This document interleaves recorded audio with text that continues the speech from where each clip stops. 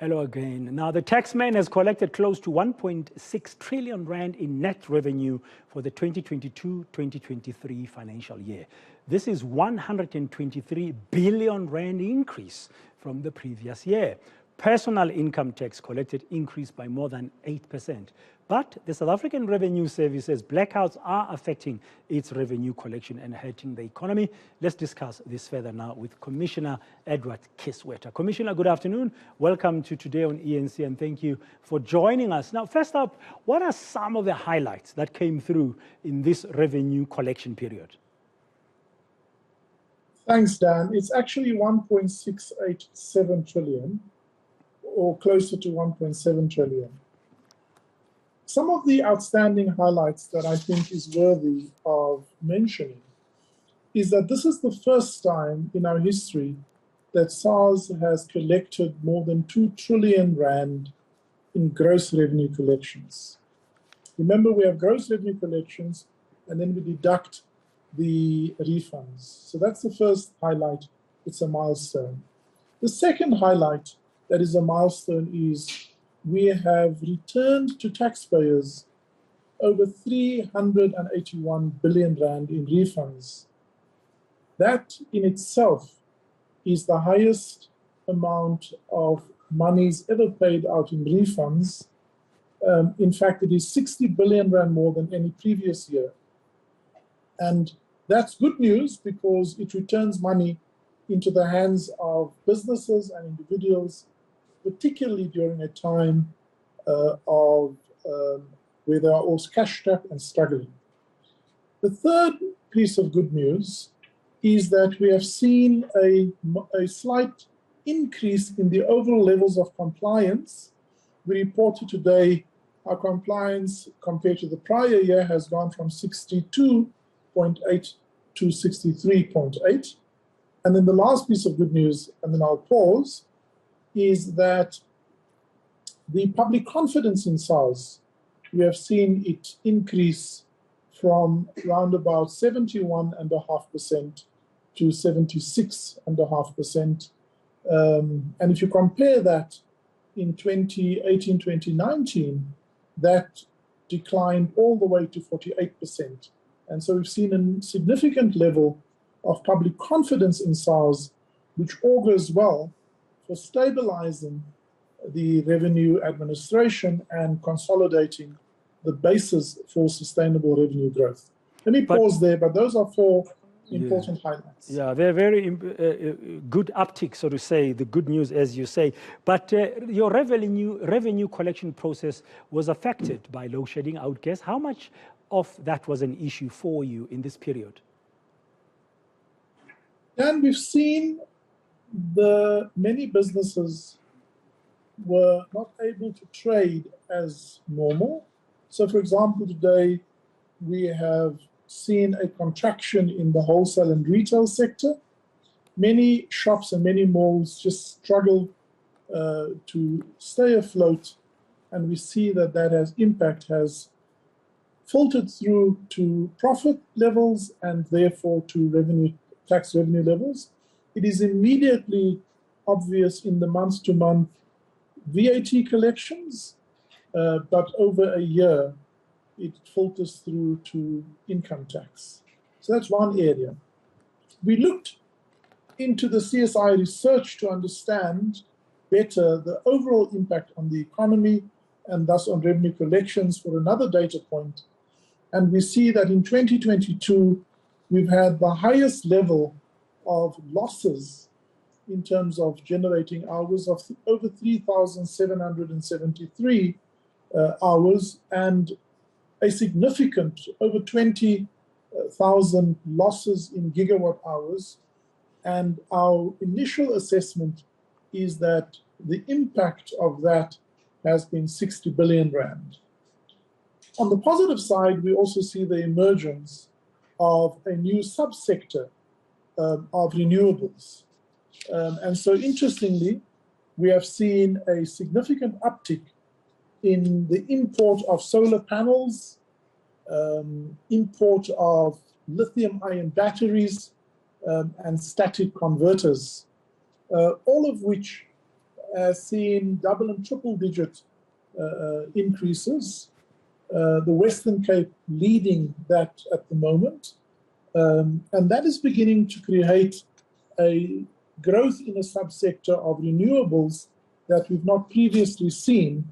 And that augurs well both for recovering some of the revenue losses as a result of load shedding, but also it's beginning to reshape the energy mix in South Africa, making a shift towards renewables. Commissioner, I need to come in there in the interest of time. I understand you say you want to continue to explore all avenues in terms of tax collection, and all of those avenues, which will they be? Well, so we see, let me give you a few areas of concern. Over and above the impact of load shedding and a sluggish economy, we have identified a number of areas, and let me quickly tabulate them for you. The first is we have seen, sadly, a proliferation of tax and economic crime. We've recently reported that we have made significant progress with unwinding a syndicate in the in the tobacco and cigarette illicit flows. But there's also the clothing, there's the gold, there's the fuel, all of those areas. And here is not just one taxpayer trying to fiddle with their taxes.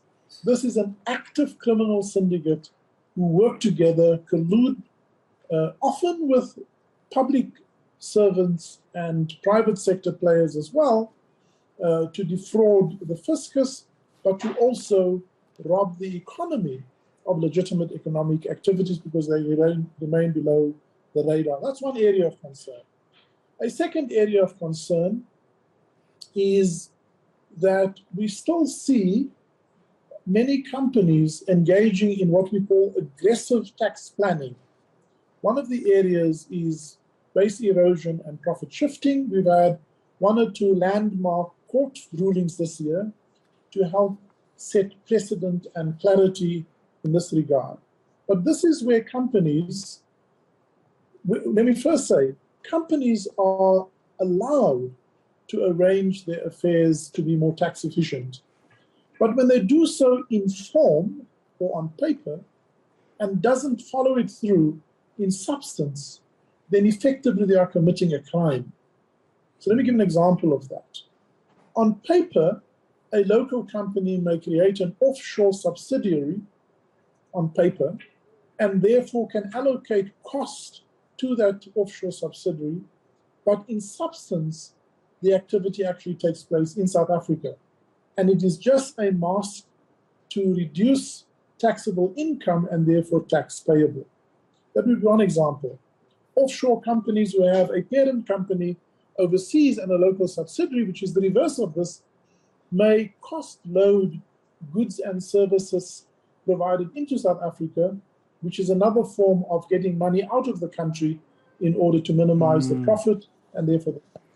So these are areas of concern. And the last area of concern is with wealthy individuals who often have the resources, the sophistication to arrange their affairs in ways that masks the true nature of their income and therefore their tax. And so we've created a new segment focus that focuses on wealthy individuals. And we're beginning to work through, for example, South Africa, as a signatory to the automatic exchange of information, have information about South Africans who have financial assets abroad. And it is our work to make sure that they disclose that for both foreign exchange purposes as well as for tax purposes. And we're beginning to gain momentum in that area. Those are just three areas of concern that we have. Now, in the past, Commissioner, you as SARS, you've had to deal with compliance issues. What work have you done to improve this? Dan, it's not one big thing. It is many, many little things that we get right. So, for example, we have done a few things that recalibrates our orientation or the DNA in the organization to focus on revenue collection as opposed to revenue received. Every year we design a compliance program, which is an assessment that SARS makes of how is the compliance landscape changing, what are some of the risks that we have to deal with. We then feed that into our risk profiling using data and machine learning algorithms to draw attention to taxpayers that present a risk to the fiscus, and they are then selected for audit. This year, we have selected over 2 million cases for various forms of intervention, which can be anything from verify your income and expenses to an in-depth audit and investigation. In total, we have conducted 5,000 cases. Included in that is debt collection activities that brought in close to 80 billion rand, where we just follow up fastidiously the debt that is owed by taxpayers that they do not dispute. That easily amounts to well over 1.7 million instances. We have followed up outstanding returns that have yielded 1.5 billion rand. We have concluded 1,500 voluntary disclosures where taxpayers are allowed to come to us to regularize their affairs, and that have yielded 3.7 billion rand. Just in terms of risk management, fraud detection of impermissible and fraudulent refunds, using only data science and machine learning, we have identified, we have in fact filtered through our risk engine over 1.9 million taxpayers and have prevented the fraudulent or impermissible outflow of refunds of over 78 billion rand. And I can unpack more and more of these cases. 152 cases handed over to the NPA, 95 of which was concluded, 93 of those concluded in our favor. And so I can continue. So when we talk about our compliance program, it is millions of single actions which collectively are executed by 12,500 employees that this year alone has yielded close to 230 billion rand. Okay, Commissioner, this is my last question as we conclude. We know that legally you are unable to divulge individual tax affairs, but just a few weeks ago, SARS said that the president and his companies are tax compliant, and you spoke about that as well. But does this mean he declared that money that was stored at his Phala Phala farm, that foreign exchange that was stored there, according to the claims that have been made? So Dan, I know as much as you do, because we've read this in the media, that it is reported that a certain amount of cash was found on the farm. Let me be clear that SARS is focused on whether or not a certain business transaction has taken place and whether it was accurately recorded in the income statement of a particular entity and correctly disclosed for tax purposes. So with the permission of the taxpayer, we were able to share with South Africans that the transaction that was reported did indeed take place. The money is, or the cost of the transaction is correctly disclosed, both from the perspective of the sale and the allowable expenses against that sale. And so SARS is satisfied that the transaction in question, but not just this transaction, that all of the transactions of the company for the period that we reviewed was accurately disclosed for tax purposes, that all outstanding returns were submitted, and that all taxes against those transactions were paid. That is the extent of our purview. There are other authorities, like the Reserve Bank, who have oversight and regulates the movement of cash. And when cash that comes in a foreign denomination, within what period it must be converted back into South African rands. And then even further still, there's the Financial Intelligence Center.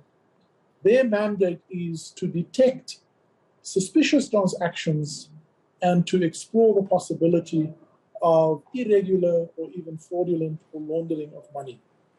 So the statement that SARS made is only in respect of the tax affairs of these entities. Okay, thank you very much for clarifying. That's the Commissioner of the South African Revenue Services, Edward Kieswetter.